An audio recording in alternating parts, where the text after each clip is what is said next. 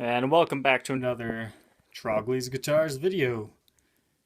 Obviously we have a old Lifton case here, so what's in here is going to be very cool. Now when you're buying a vintage guitar, the case actually matters, so we're going to take a little bit more time on the case here.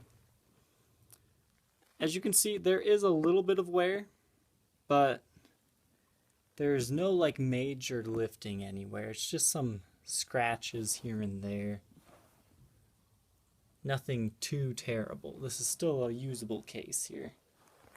You can see this is just some scuff marks right there. I think the worst damage to it is about right here, but nothing's really coming apart or anything. Take a look back here real quick. I mean, the major scuffs are back here on the back.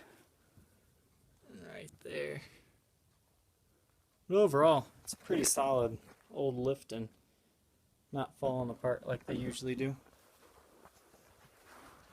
You still have the Gibson badge there. Unfortunately, the handle has fallen off, but it is in the case. So if you can find a way to reattach it, you can.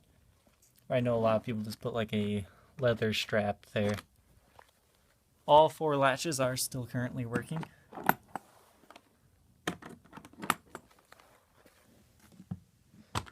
We do not have the key for this one.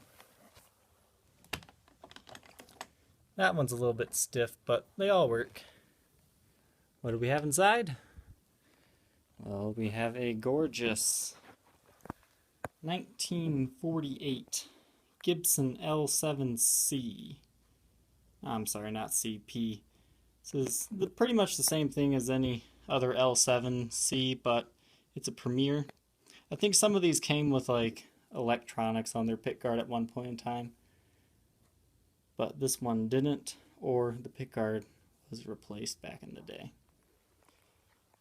Now the interior on this one of the case, you got a little bit of, it's like dust from age. The case doesn't smell bad, it just smells like a vintage guitar Lifton case. But you do got some type of staining there.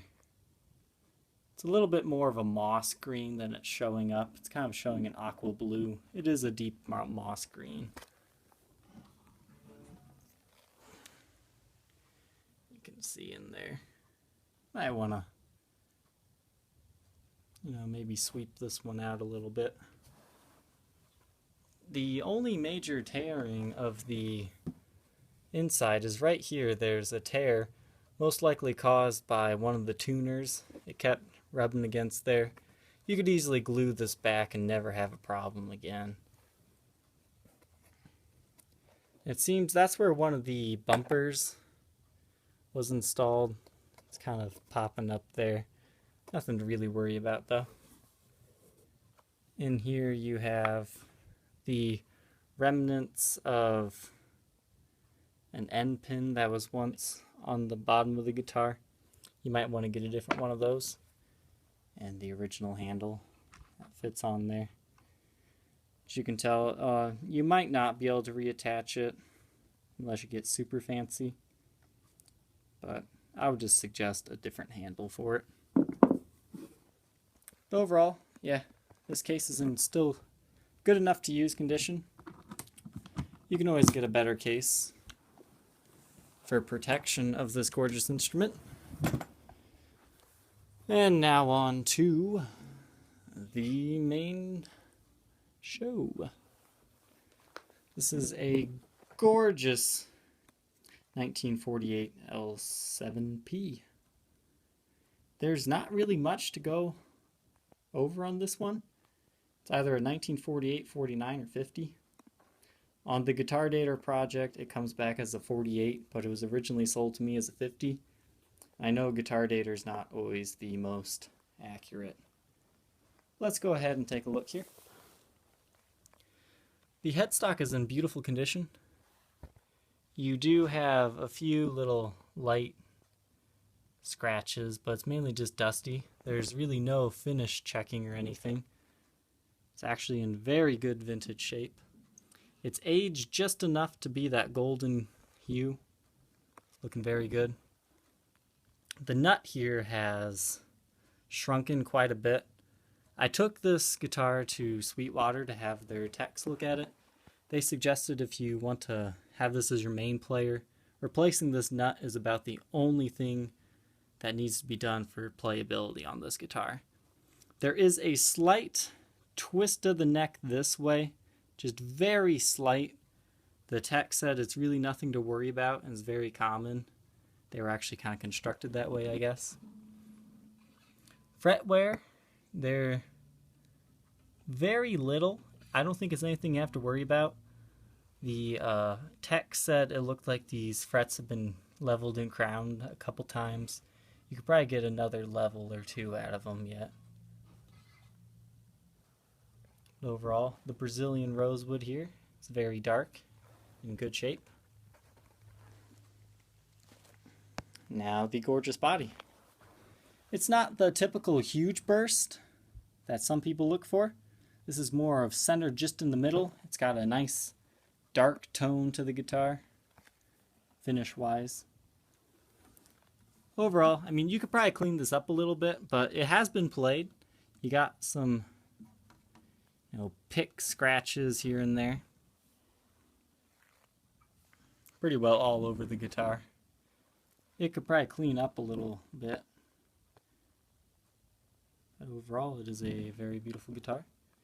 Got your original tailpiece and bridge. Come over to this side. In person, it's not quite as bad. We've got the brightness turned up a little bit so it shows up.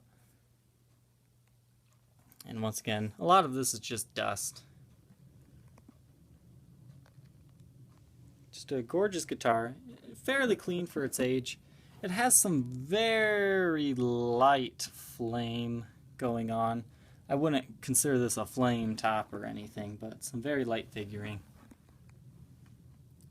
The only type of woodworking issue that I would get done is I would get this crack sealed up.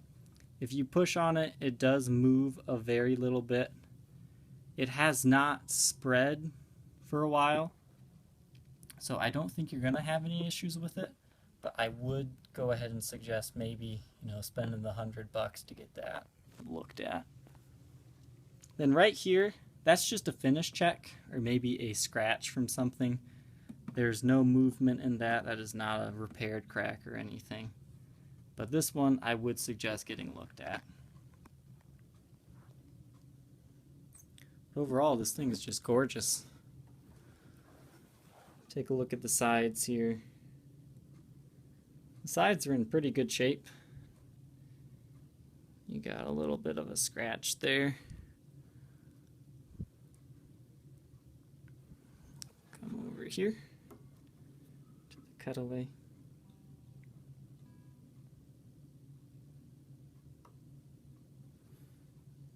Everything looks in good shape.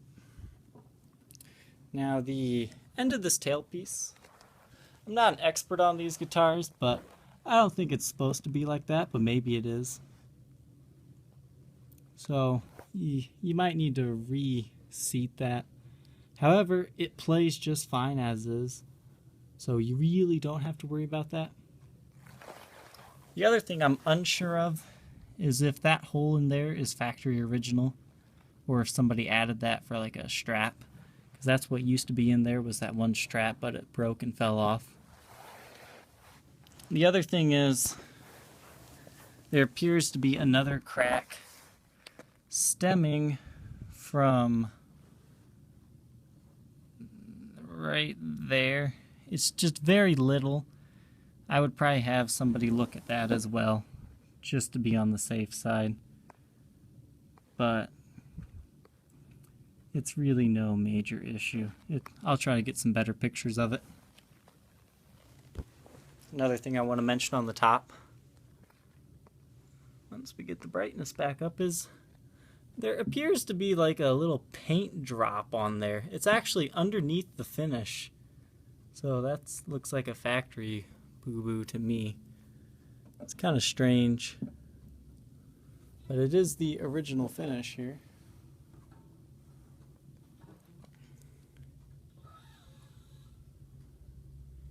You have the original tuners there. No cracks or repairs. Now, it's kind of hard to see this, but there is a stinger on it. And then it's a dark brown neck. As you can see, there is a little bit of wear from playing on the finish here and there, but nothing too bad. Looks like you got a two-piece neck or a line, whatever that is going down there. Overall, that's in good shape.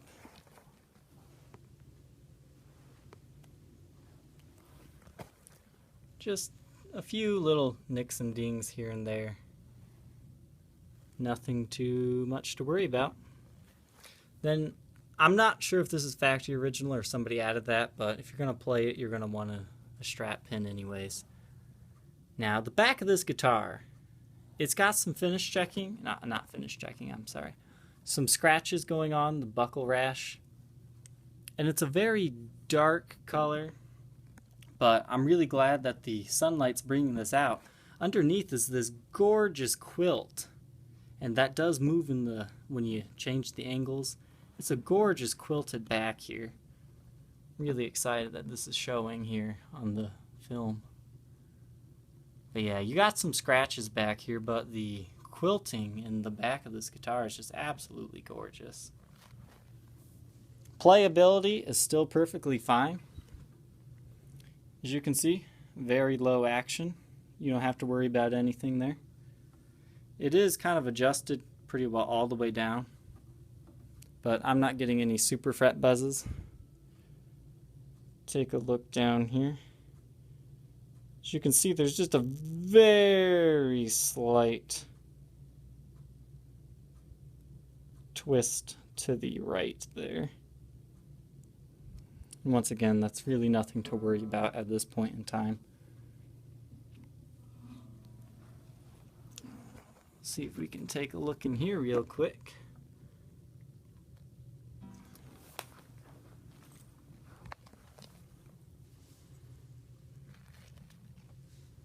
In there, we can see it says Gibson L7P.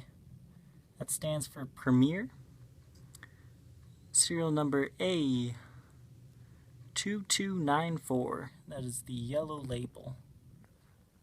So a gorgeous Kalamazoo archtop.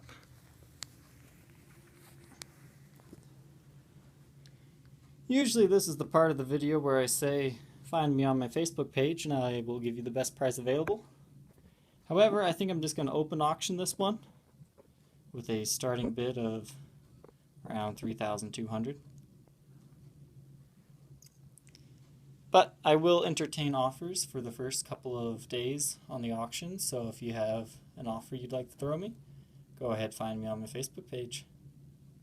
Thank you for watching. This has been Trogly's Guitars. Bye.